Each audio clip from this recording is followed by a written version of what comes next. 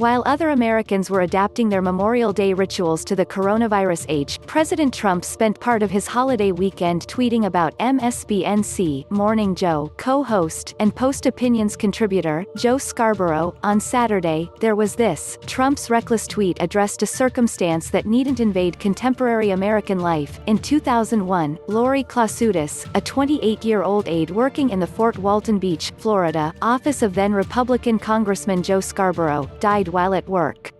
Foul play wasn't alleged at the time. An autopsy revealed that Klausutis had an undiagnosed heart condition and a coroner concluded she passed out and hit her head as she fell, notes a fact check from the Associated Press.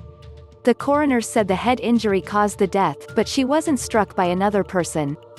Foul play, however, has been half-alleged over the years by a number of folks unconstrained by facts and evidence, including some figures on the left with active imaginations. Michael Moore, for instance, mused about registering the domain name, and this isn't the first time Trump has mentioned this conspiracy theory. In November 2017, he tweeted, "A little context on the Trump Morning Joe timeline is in order here."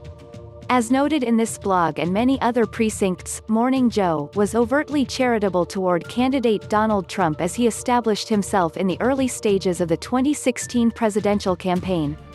Over several months after Trump declared his candidacy in June 2015, he yucked it up with Scarborough and co-host Mika Brzezinski.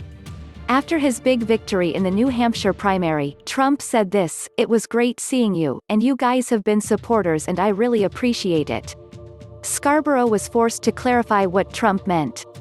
Like many others, however, the Morning Joe duo eventually came to grips with Trump's core awfulness.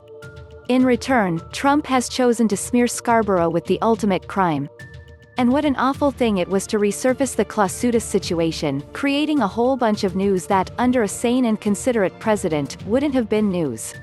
The Post's Craig Pittman reported on how the swirl of presidential social media activity had affected the family that Klausutis left behind, what the Klausutises, the entire family, have had to endure for 19 years. "It's unspeakably cruel," said Scarborough on Tuesday morning's show. "Whether it's the president, or whether it's people following the president, it is unspeakably cruel. These are not public figures nor have they ever been public figures. That's an important distinction, though what Trump is alleging about the public figure in this case, Scarborough, that is also quite cruel."